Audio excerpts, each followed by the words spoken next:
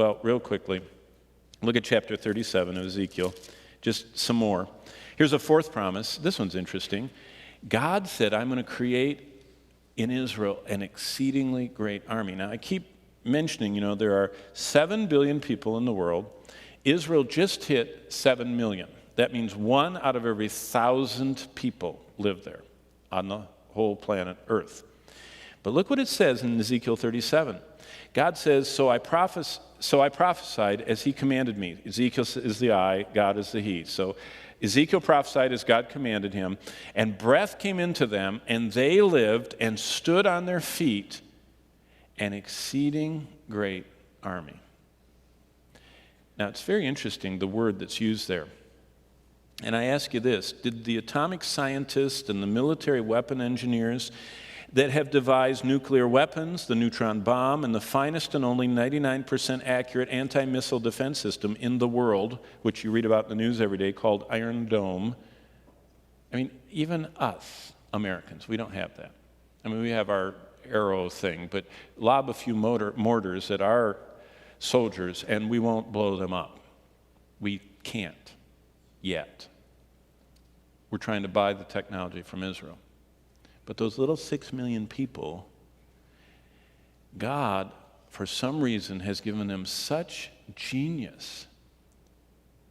Do you know what it's like to get a projectile coming that you didn't know when it was going to come, and you track it, and you triangulate it, and you find out whether it's going to hit a field with plants or if it's going to hit a house with children?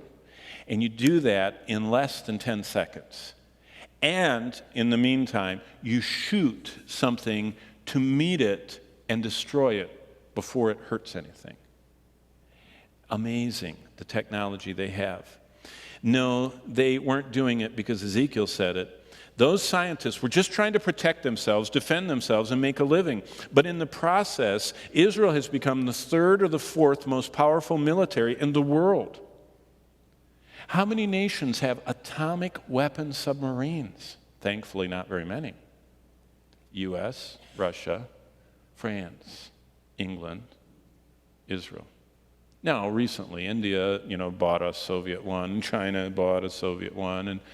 But who can do it on their own?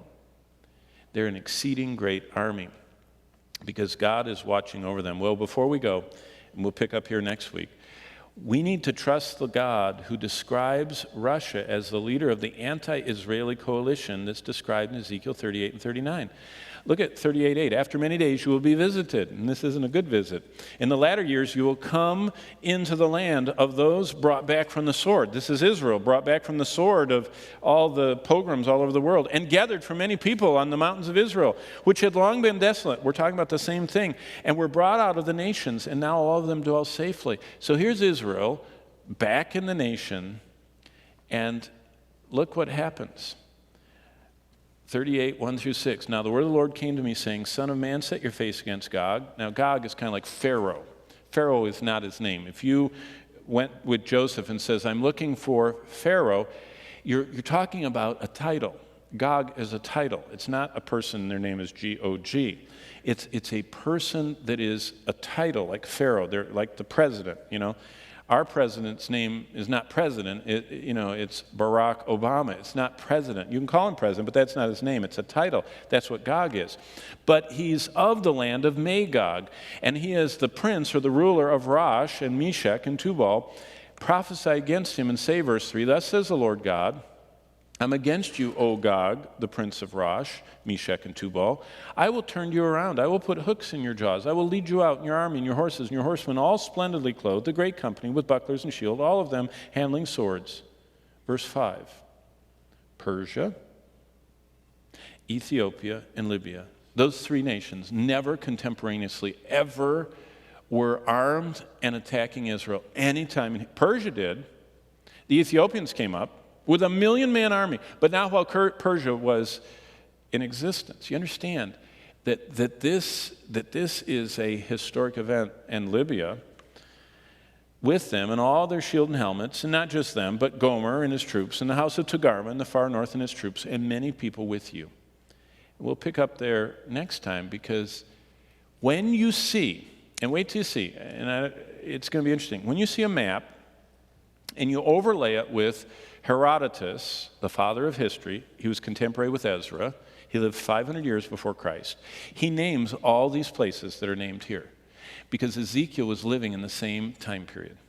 And Herodotus, a Greek historian, tells us where all these Gomer and Meshech are. And when you look at that on a map, you know what it looks like? It looks like the New York Times. Because exactly the nations today that are rattling their sabers and saying, destroy Israel.